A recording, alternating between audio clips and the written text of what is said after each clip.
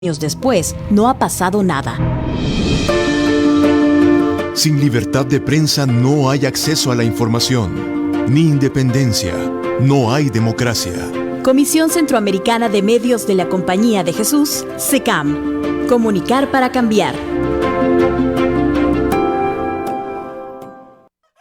Mira, Lupe, ¿supiste que el gobierno ha dicho que va a presentar a la Asamblea Legislativa una nueva propuesta de ley del agua y que ahora sí la van a aprobar? Sí, Tere, eso escuché, pero a este gobierno, ¿quién lo entiende? ¿Te acordás? Hace unos días, la nueva asamblea mandó al archivo la ley del agua, la que está siendo promovida por iglesias, comunidades y organizaciones sociales, y en la que se considera el agua como un derecho humano y no como una mercancía. Tenés razón, Lupe. Yo pienso que es urgente la aprobación de una ley del agua, pero no cualquier ley. Para eso tiene que haber una discusión pública, participativa, inclusiva, transparente y con enfoque de género. No vaya a ser que en otro madrugón aprueben una ley que nos afecte a todos y los beneficie solo a ellos. Así es, Tere. Por eso pienso que la población debe exigir que se tome en cuenta la propuesta de ley que considere el agua como un derecho. Si nos salen con otra ley, ya nos fregamos todos.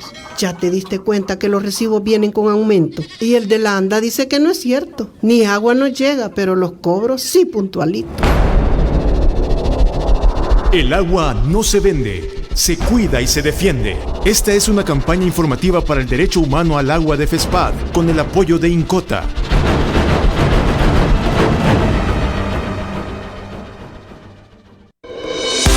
En la internet puedes buscarnos en nuestra página web www.ysuca.org.sb, en Twitter como @ysuca917 y en Facebook como Radio YSUCA 91.7 FM. YSUCA, contigo en la nueva era digital.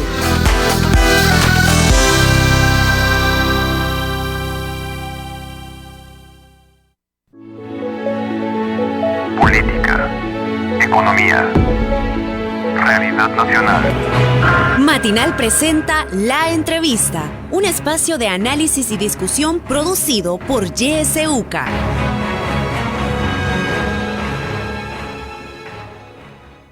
Muy buenos días. Esta mañana en este espacio de la entrevista le daremos la bienvenida a Loida Robles.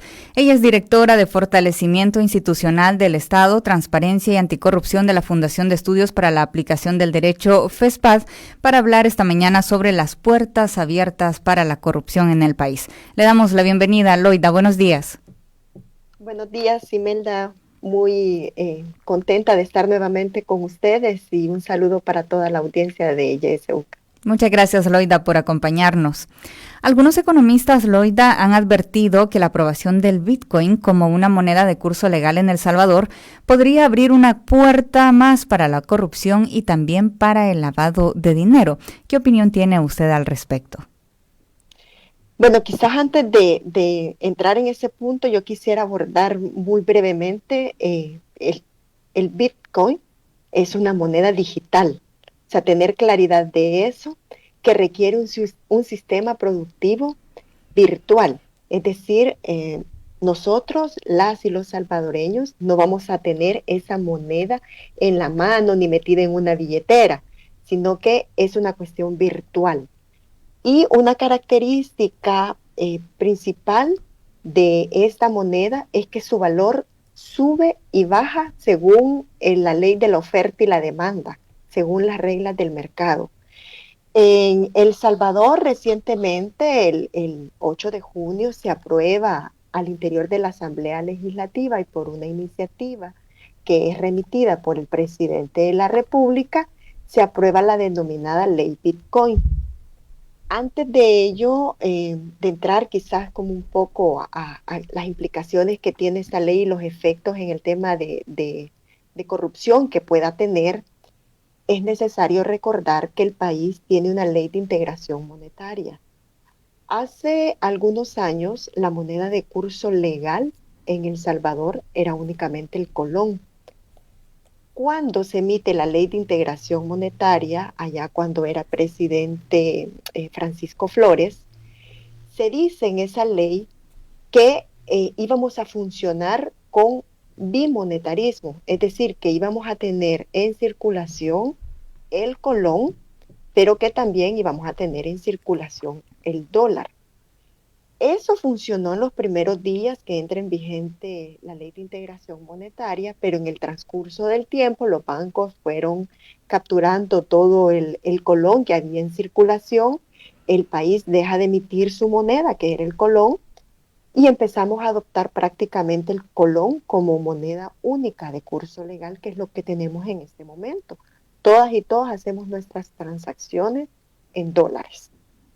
Es decir, que tenemos una ley vigente que establece el bimonetarismo entre el dólar y el colón, pero que en la práctica funciona únicamente el dólar como moneda de curso legal.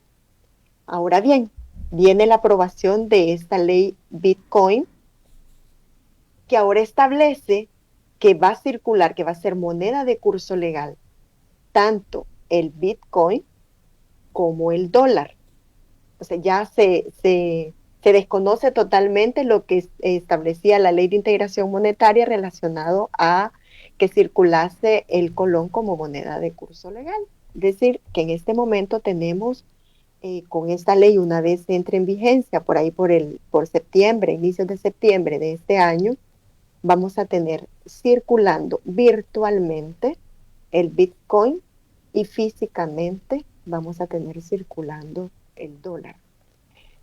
Primero que nada, desde FESPAD hemos hecho análisis relacionados al contenido de esta propuesta de ley y consideramos que tiene vicios de inconstitucionalidad. No vamos a entrar a profundidad a ello, pero sí decir que, por ejemplo, el artículo 111 de la Constitución de la República establece que la emisión de especie monetaria le corresponde al Estado y que esa emisión de moneda lo puede hacer directamente o lo puede hacer a través de un ente emisor de carácter público.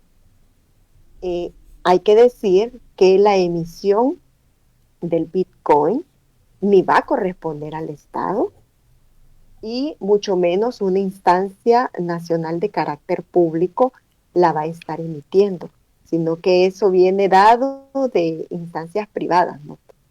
Entonces, ¿qué implicaciones tiene para el país los contenidos de esta propuesta de ley que establece, primero, en sus artículos iniciales, que el tipo de cambio va a estar establecido por el mercado, es decir, por esa ley de la oferta y la demanda que decíamos previamente, en donde el valor del Bitcoin va a estar establecido según si hay un interés de parte de la población mundial de hacer suya esta moneda, entonces va a subir el precio de esta moneda, pero si hay un desinterés, este valor puede caer.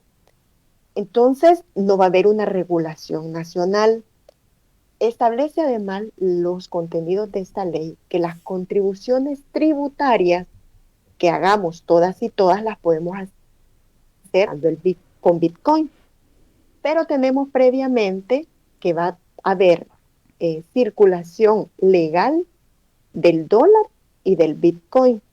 Entonces, ¿esto qué implicaría? Que el Estado me va a establecer el cálculo de impuestos que yo debo de pagar, me lo va a establecer en dólares. Y yo, si tengo en ese momento, porque pongamos un ejemplo, soy empleada de gobierno y el Estado decide que a todos los empleados de gobierno se les va a pagar en Bitcoin. Eso quiere decir que yo no voy a tener posibilidad de no usar Bitcoin, porque todo mi dinero va a estar en esa moneda. Entonces, si el Estado me está calculando impuestos en dólares y yo lo que tengo son Bitcoin, quiere decir que yo tengo que hacer la conversión de Bitcoin a dólares para poder pagar mis impuestos.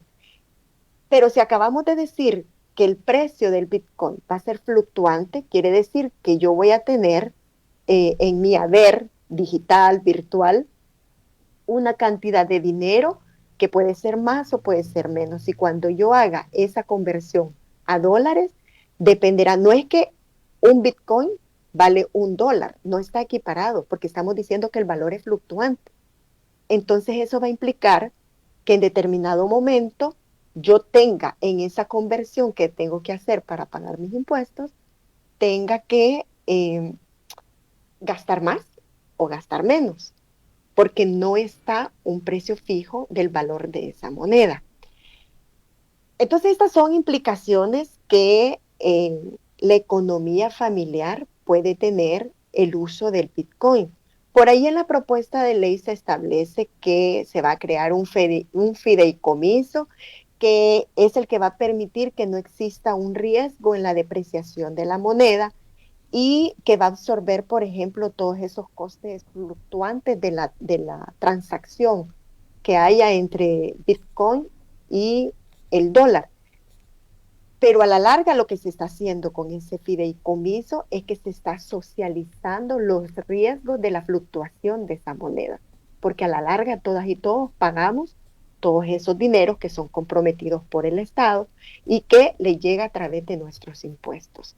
Entonces, a la larga siempre hay una afectación, aunque la ley aparentemente quiere darse a entender que el riesgo lo va a asumir el Estado, pero en la práctica lo estamos asumiendo todas y todos, porque lo que se está haciendo es socializando ese riesgo entre todas y todos. Además, hay una implicación en esta ley en la que establece la obligatoriedad de las personas, de los negocios, llamémosle así, para recibir pagos en bitcoins. Esto lo que está haciendo el Estado es intentar proteger una moneda que posiblemente no sea del interés de la población usarla. Entonces lo que hace es que como puede constituir una moneda débil, que no tenga ese interés de aceptación de la población, lo que está haciendo es protegiendo esa moneda a efecto de establecer la obligatoriedad de los agentes económicos para que reciban esa moneda independientemente quieran o no. Por ejemplo, lo que establecía previamente las personas, si soy empleada de gobierno y me pagan con Bitcoin, yo voy a llegar ante un agente económico a querer hacer una transacción con Bitcoin, y si no estuviese establecida en la ley la obligatoriedad que ha impuesto el Estado en ese artículo de la ley, entonces el agente económico podría decirme, no te lo recibo, y yo me quedaría con mis Bitcoin sin poder hacer mis transacciones regulares que hago. Entonces, hay un riesgo latente en cuanto que la manera es fluctuante. Los contenidos de la ley han querido regular, digamos, la absorción por parte del Estado de los costes de transacción, de ese riesgo que puede haber en la depreciación de la moneda, pero como decía previamente, es nada más una socialización del riesgo el que se está haciendo y que a la larga estaríamos todas y todos absorbiendo ese riesgo y pagando, ¿no?, el riesgo que implicaría esa fluctuación de esa moneda. Ahora bien, ante este panorama, el país, al ser el primer país que adopta el Bitcoin como moneda de curso legal, puede estar efectivamente abriendo las puertas para que se masifiquen las actividades delictivas en el país. Esto podemos verlo principalmente en la figura del tema del lavado de dinero. Las y los delincuentes que están adentro del país, pero también afuera del país, pueden ver en El Salvador un país en el que perfectamente puedan traer su capital en Bitcoin y convertir fácilmente, principalmente porque nosotros tenemos una economía dolarizada, convertir fácilmente esos Bitcoin en dólares.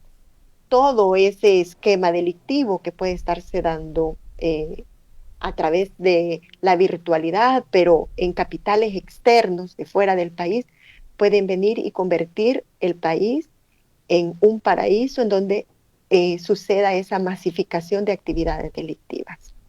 La fluctuación de la moneda, por otra parte, puede afectar las finanzas públicas porque si yo voy a poder pagar en Bitcoin, quiere decir que el Estado también va a estar haciendo transacciones en Bitcoin.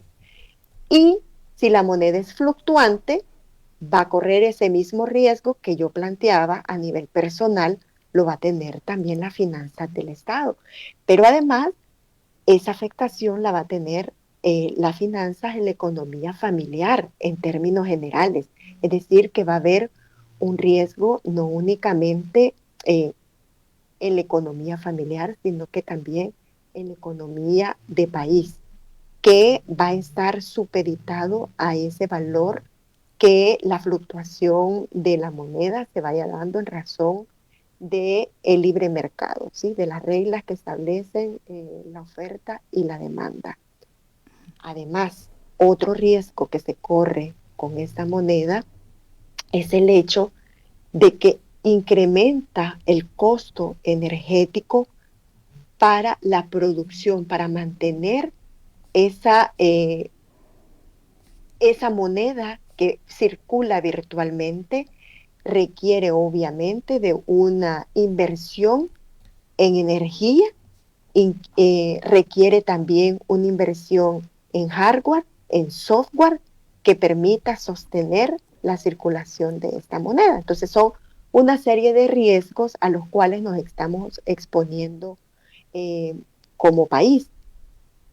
Además hay que recordar que esta moneda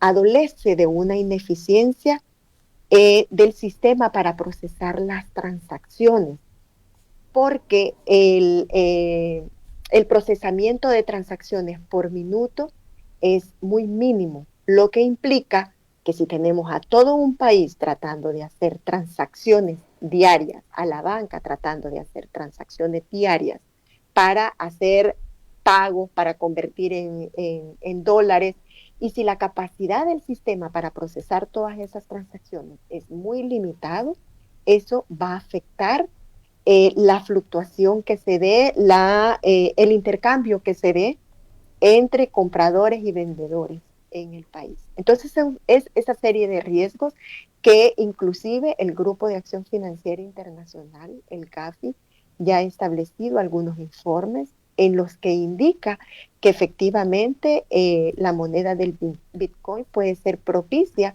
para que se dé lavado de dinero, para que se dé también el financiamiento del terrorismo.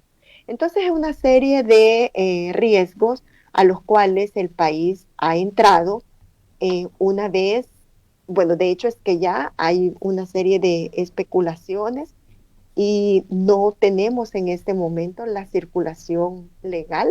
Todavía está la ley únicamente aprobada, no ha entrado en vigencia, entraría en vigencia por ahí por septiembre, inicios de septiembre.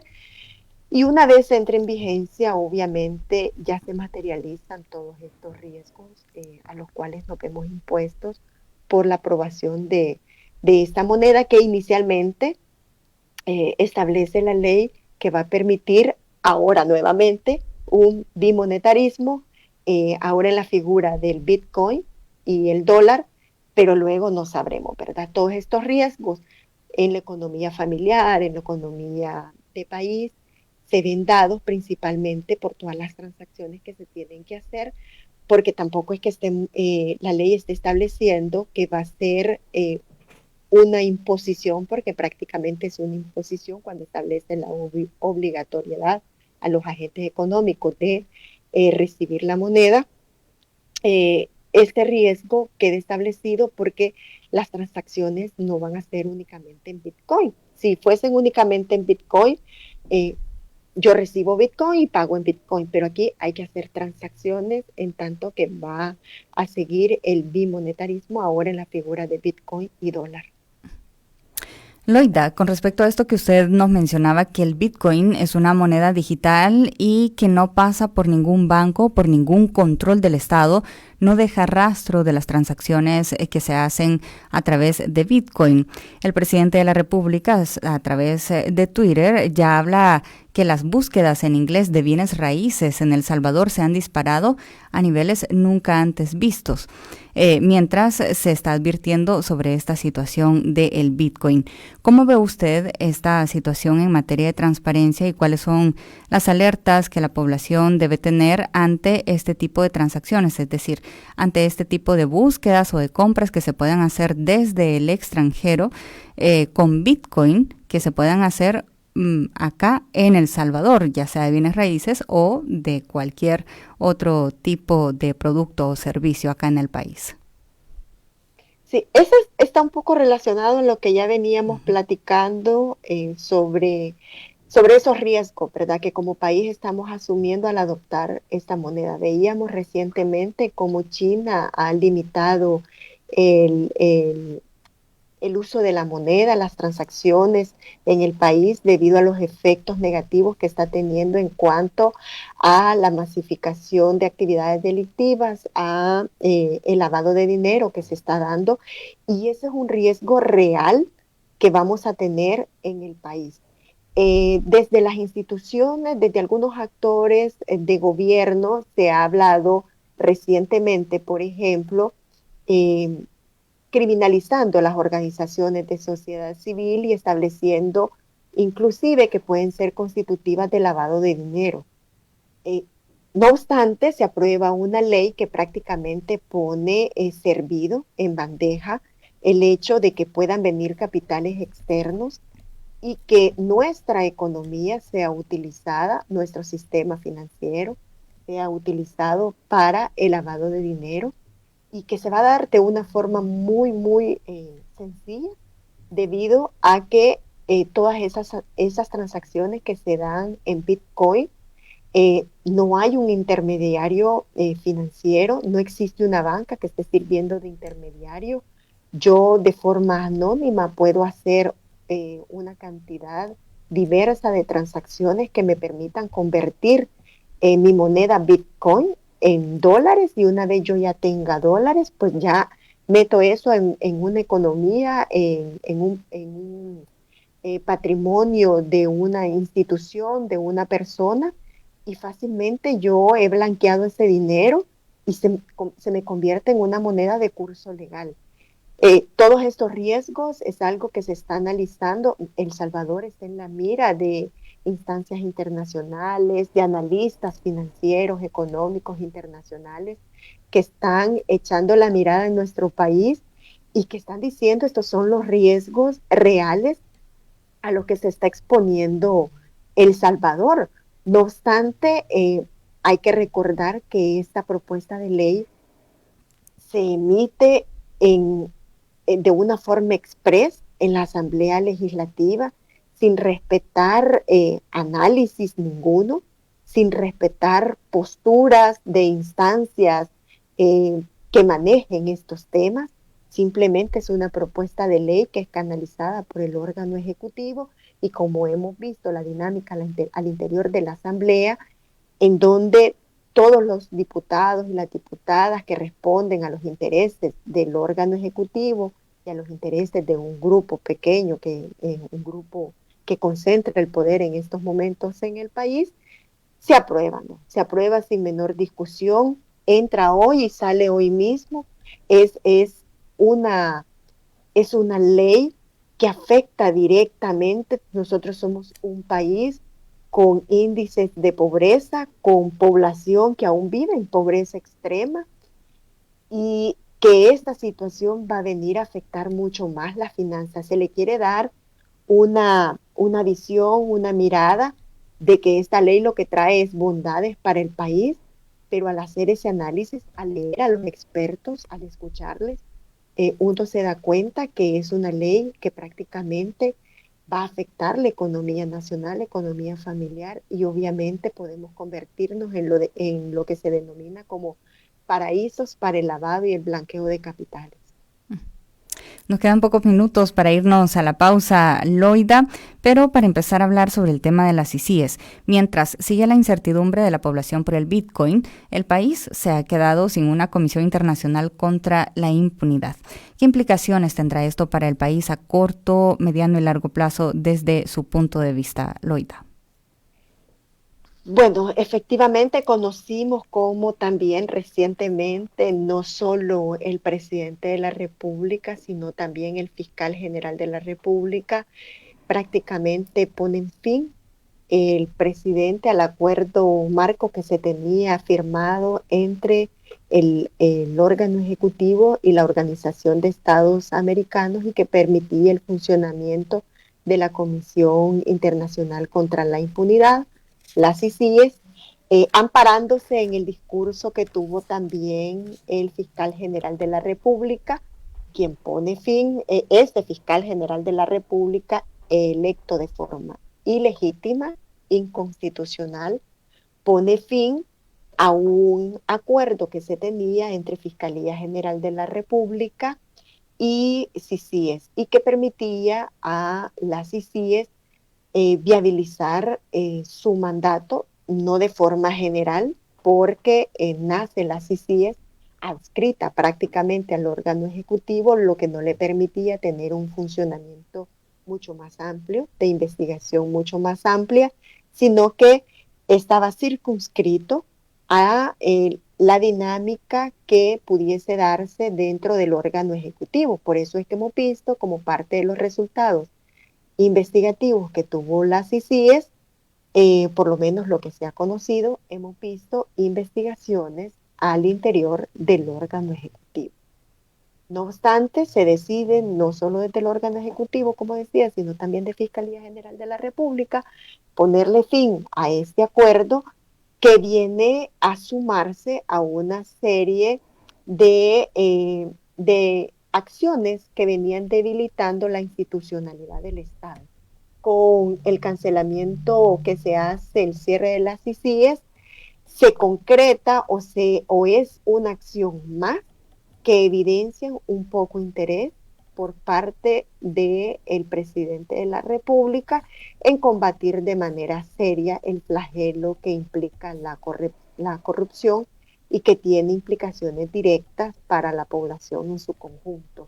Entonces, desde FESPAD lamentamos esta decisión porque, como digo, reitera con esta acción el presidente de la República ese desinterés por entrarle seriamente al combate a la corrupción, que dicho sea de paso, fue su bandera de campaña, ¿no? Sí. Y que lo lleva a obtener el poder, pero que en concreto vimos una acción en cuanto a que se instala la CICIES con esas deficiencias de nacimiento que tuvo, pero se instala, pero cuando se ven los resultados que está teniendo esta instancia, y que tiene una implicación directa a lo que está haciendo actualmente el órgano ejecutivo, al uso de fondos. Se ha cortado, ¿no? Loida, necesitamos hacer un breve corte en este momento. Luego de la pausa, regresamos de inmediato para seguir hablando. Celebra la vida junto a nosotros. YSUCA 91.7 FM.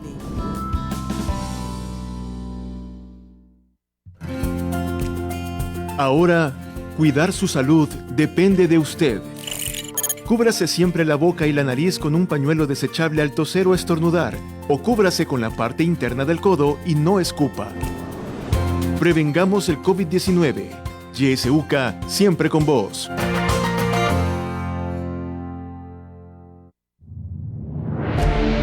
Sintoniza Radio YSUCA en el 91.7 del FM. La voz con vos.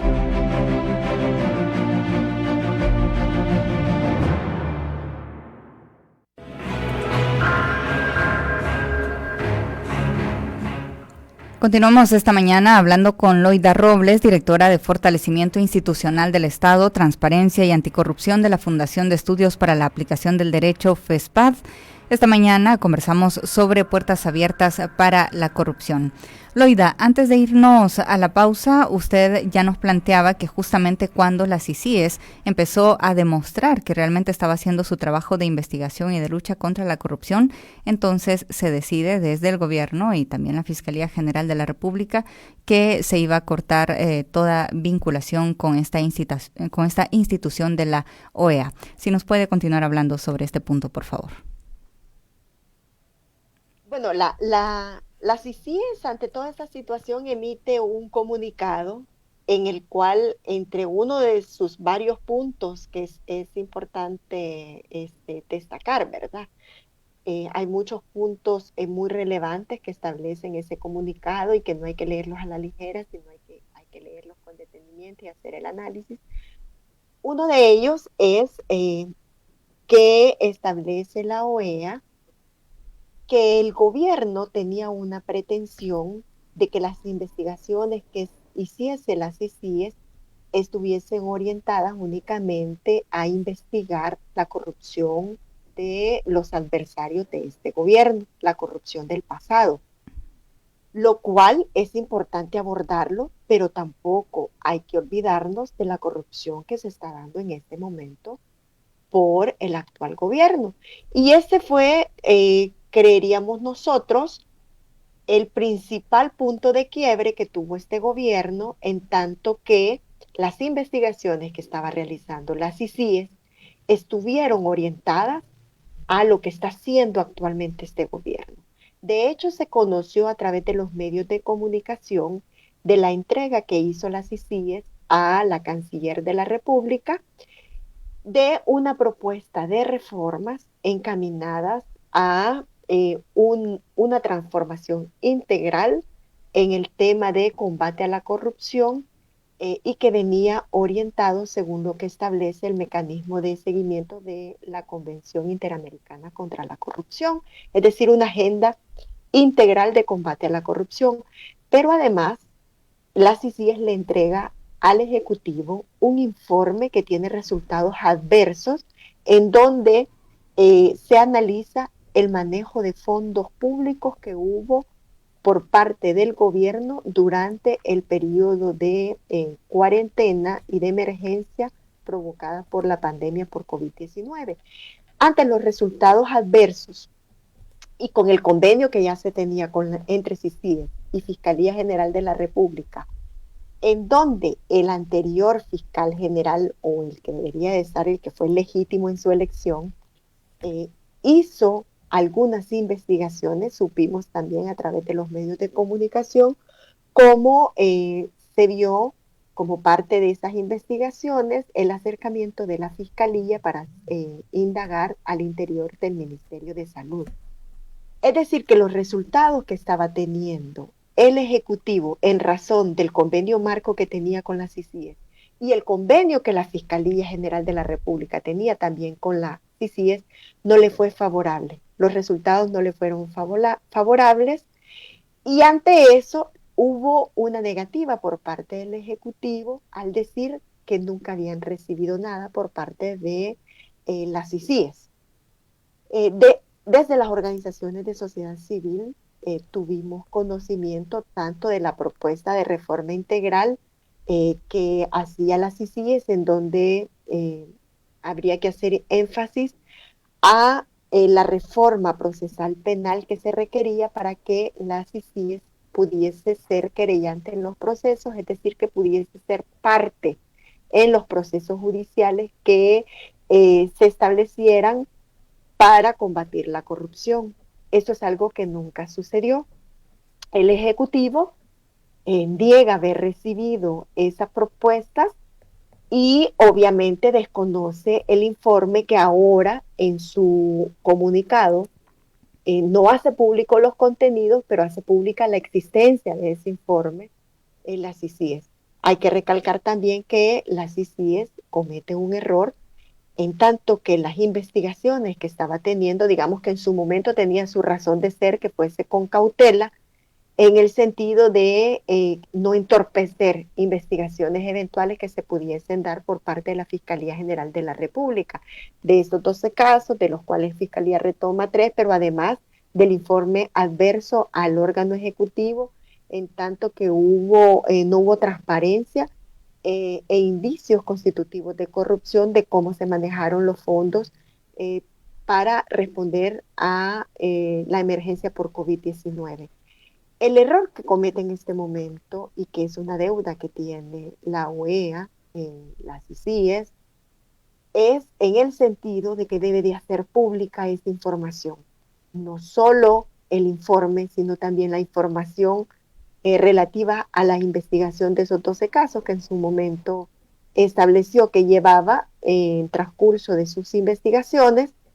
Tiene una deuda con el Estado salvadoreño, tiene una deuda con la población salvadoreña en el sentido de hacer pública esa información.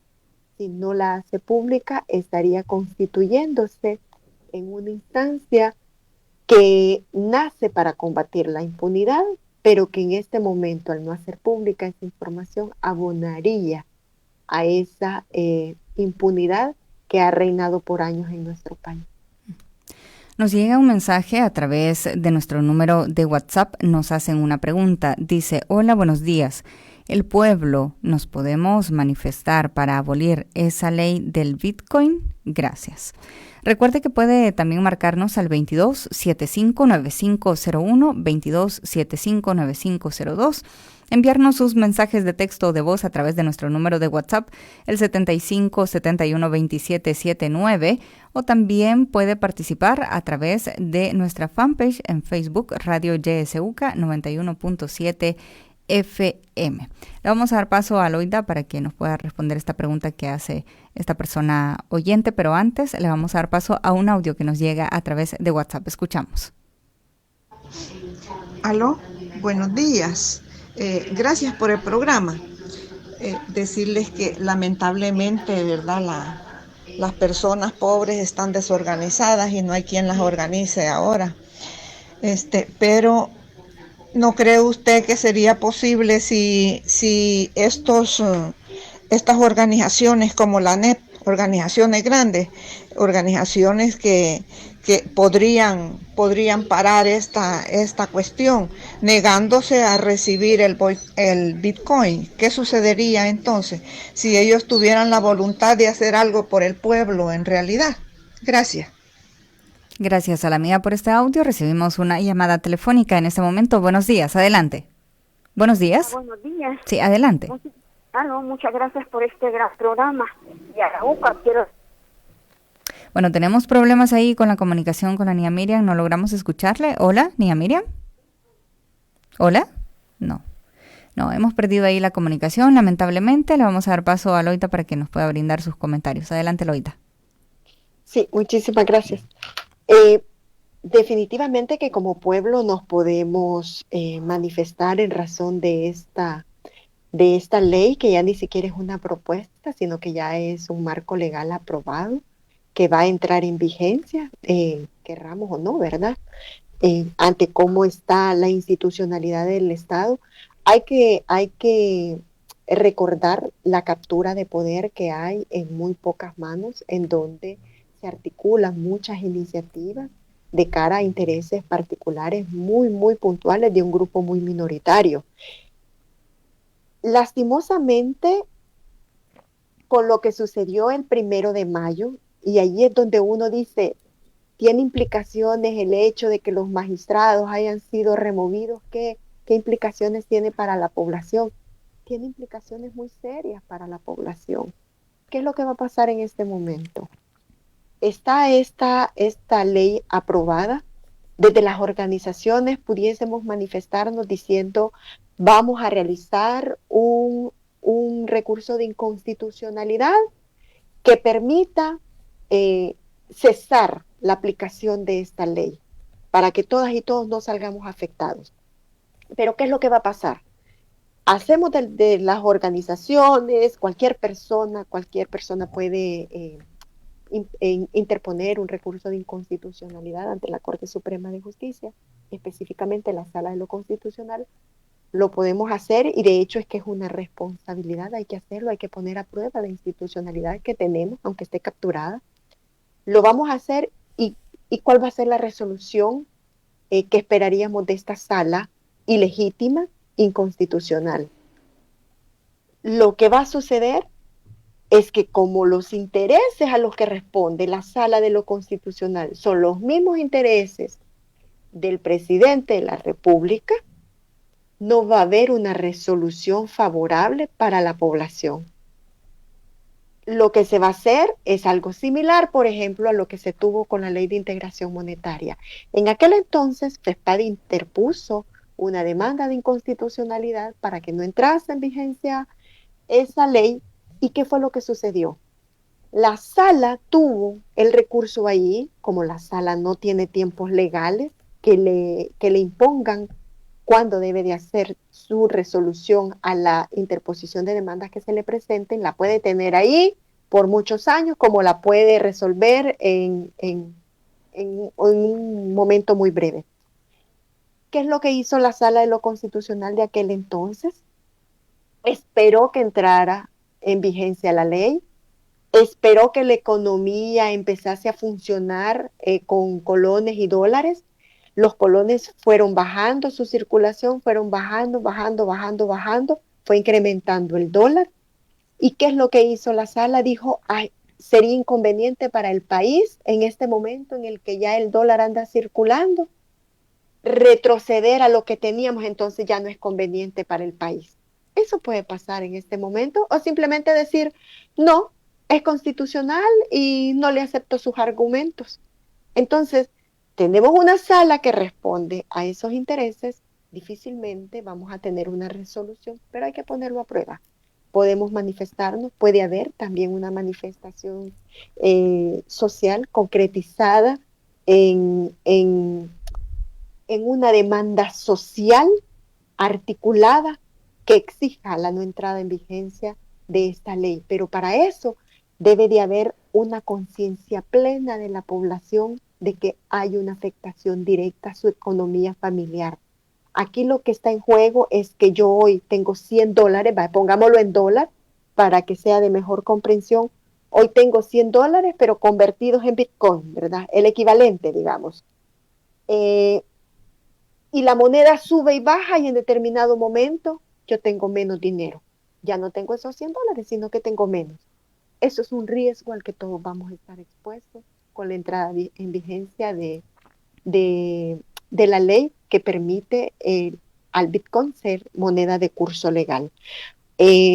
Otra persona decía, las personas pobres estamos desorganizados, no solo las personas pobres, hay una desarticulación social fuerte en este momento en el país y el llamado es a que nos articulemos, a que exijamos nuestros derechos, a que demandemos, por ejemplo, en este caso concreto, con esta moneda que muy pocas voces sociales están escuchando de cara a que se exija la no entrada en vigencia de este marco legal que, como decía, va a afectar a las finanzas del Estado, pero también va a afectar a la economía nacional. La ley establece la obligatoriedad de los agentes económicos para recibir dinero. Lo digo en razón de la pregunta que hacía alguien, que si la NEP se puede negar. Hay que rescatar la NEP. Hay una representación de la empresa privada en ella, pero no es la única empresa privada en el país. Aquí hay mediana, pequeña empresa que también va a salir afectada. Y la ley está obligando a esos agentes económicos a que reciban el dinero. ¿Y qué es lo que va a pasar? Las instituciones, las instancias económicas, los agentes, las empresas pueden negarse a recibir el dinero, pero ¿y qué pasa si la población en determinado momento, por ejemplo, con el ejemplo que decía previamente de los empleados públicos, si es que son obligados a recibir toda su paga en Bitcoin, ¿qué van a hacer si nadie les quiere recibir? ¿No van a poder comprar entonces? Entonces, es una afectación que se va a tener en la práctica, en el día a día de todas y todos. Como no tenemos más participación de la audiencia, una llamada en línea, le damos paso. Buenos días. Adelante. Sí, buenos días. Buenos días. Sí, en referencia, siguiendo el hilo. Sí. Con respecto, cuando nos dolarizara, nadie, ni tanques de pensamiento, ni universidades, nadie. Amigo, si le puede bajar un poco a su radio, por favor, para escucharle mejor, que tenemos ahí interferencia. Sí, adelante. Es decir, que ninguna empresa, bancos, nadie, ni la sociedad, los tanques de pensamiento se pronunciaron cuando metieron el dólar. A mí no me preguntaron, a ninguno. Ahora bien, demos el derecho a la duda al presidente, es el presidente de todos, les guste o no les guste. Démosle chance, vemos qué pasa, están las leyes. Igual, si no funciona, se quita y punto. Así es que no sé por qué el banco se están molestando. Y empresas que les van a tocar sus intereses. Démosle chance, esa es mi participación. Gracias, señor Rodríguez. Cómo no, buen día para usted también. Tenemos más preguntas. Dice, buenos días, yo estoy preocupada. Quería saber si las pensiones también las estarían pagando con esa moneda, porque somos personas mayores y no entendemos mucho de tecnología. Si nos pueden responder, por favor, dice la persona. Tenemos una llamada más, le damos paso. Buenos días, adelante. Breve, por favor, para darle participación a más personas. Gracias, licenciada. Solo quiero decirles que esa vacuna es total. Los más bajos miserables. La inflación que a cada rato va a atropellarnos a los pobres, que casi la mayoría somos pobres, y un total. Doña Miriam, seguimos teniendo problemas con la comunicación, la conexión, no comprendemos muy bien. Sí, con la señal se escucha bastante cortado. Tenemos una llamada más en línea. Buenos días, adelante. Buenos días, gracias. El señor que acaba de hablar, por favor, señor, si me está escuchando, ¿qué chance más le podemos dar al presidente si no ha hecho nada, solo destruir el país? ¿Qué chance le podemos dar a estas alturas con esa moneda que nos quiere implantar? Y que ya la tenemos prácticamente. Por favor, abran los ojos, porque estamos en un abismo tremendo. La gente la mayoría que no tienen un teléfono inteligente, ¿cómo va a cobrar los $100 que les dan de sus pensiones? Esto va a ser un desastre nacional horrible. Muchas gracias. Buenos días, un último mensaje de WhatsApp por cuestión de tiempo. Dice Loida, con poner en curso legal esta moneda, ¿hay posibilidades que los ahorros de todos los salvadoreños en los sistemas financieros estén en riesgo? Pregunto esto en el sentido que todas nuestras cuentas puedan pasar de dólares a Bitcoin, dice otra persona oyente. Le damos paso a Loida para que nos brinde sus comentarios. Loida. Sí. Bueno, me permito discrepar con la primera persona que llamó.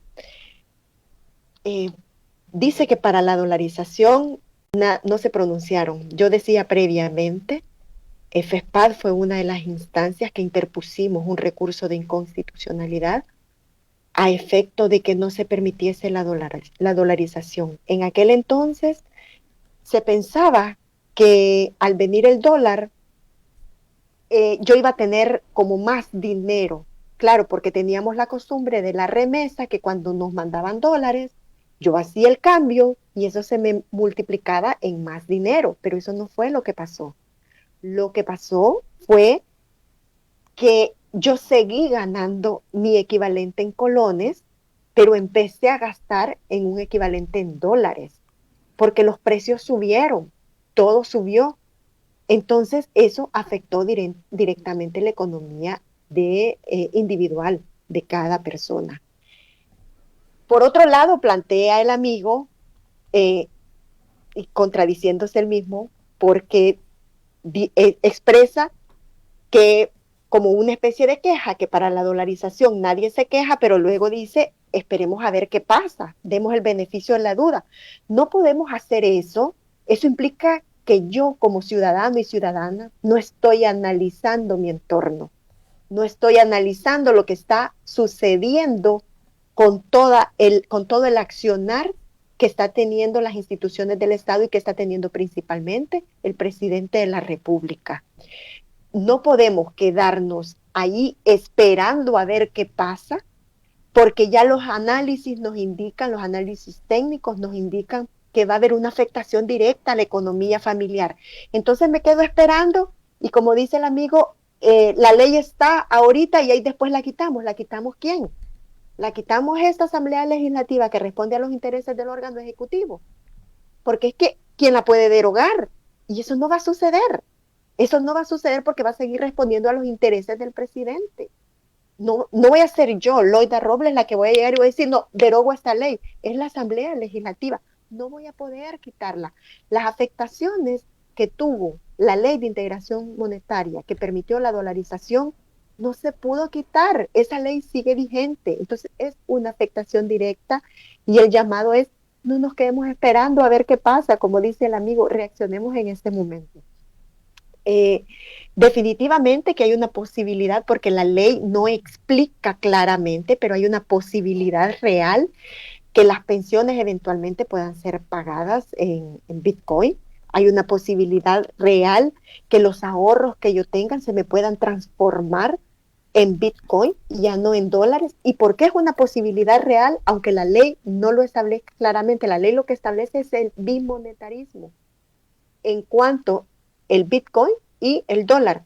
Lo mismo establecía la ley de integración monetaria, lo decía previamente, el bimonetarismo en relación al colón y al dólar. ¿Y qué pasó? Todo lo que yo tenía ahorrado en colones se me transformó en dólares. Eso perfectamente puede suceder en este momento. En la práctica, los bancos pueden ir reteniendo el dólar y pueden ir transformando toda la economía en la única moneda de curso legal que sea el Bitcoin. Esa es una realidad. Y va a haber una afectación directa, como decía previamente, en el día a día.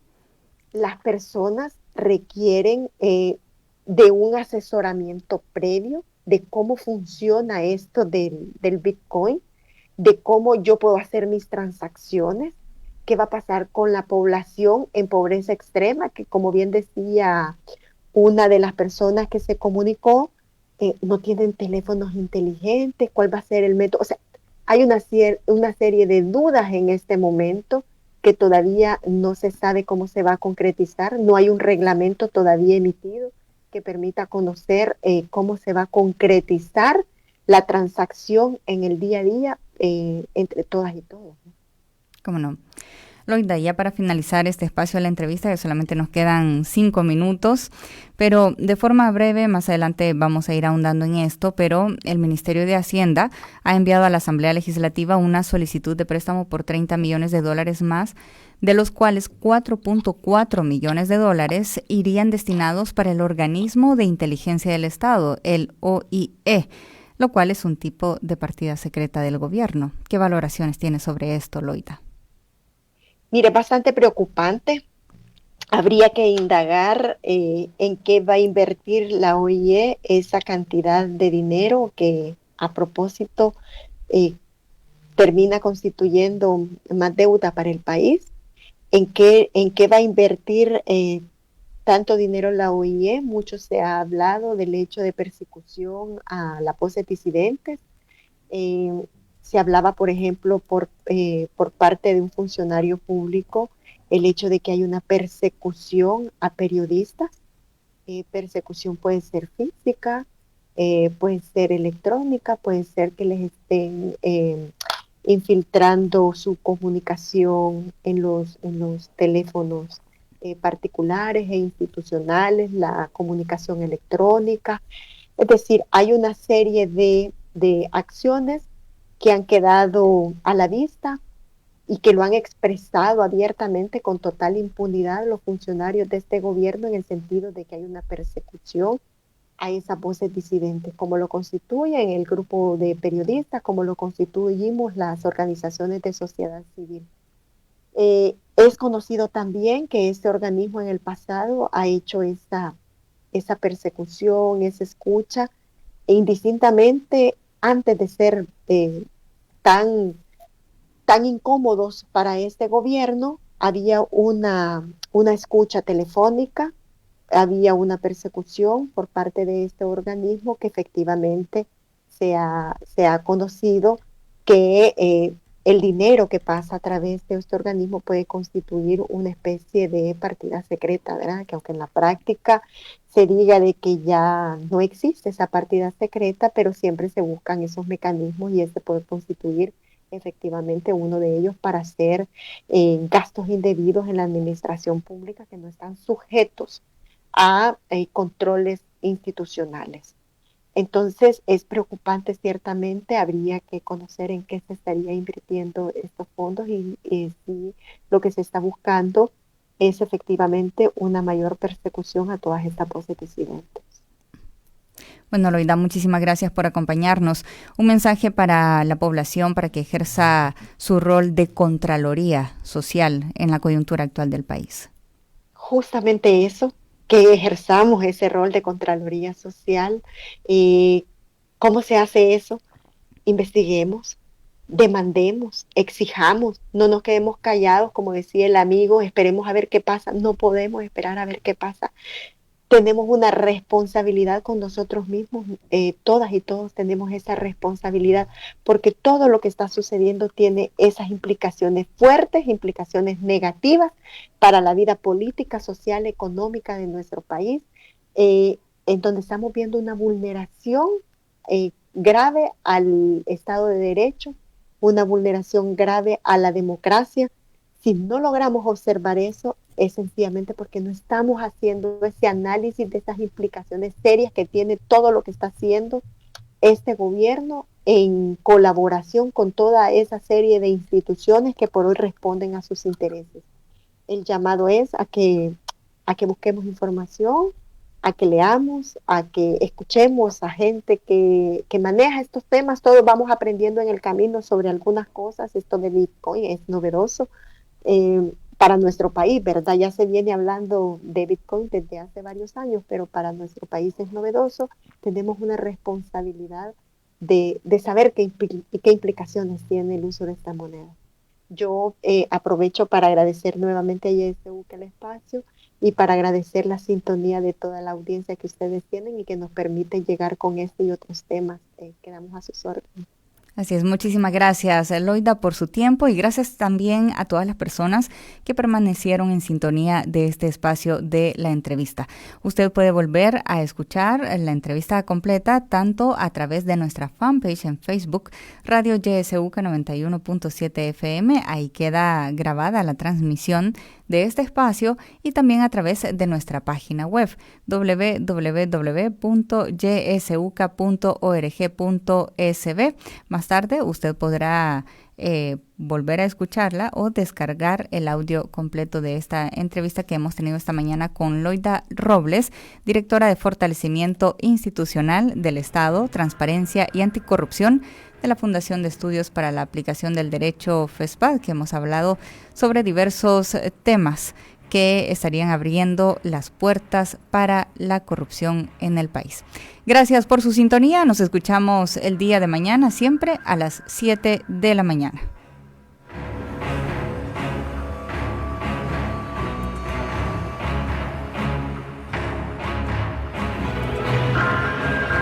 Esta fue la entrevista en la matinal. Te invitamos a que no te pierdas nuestra próxima emisión.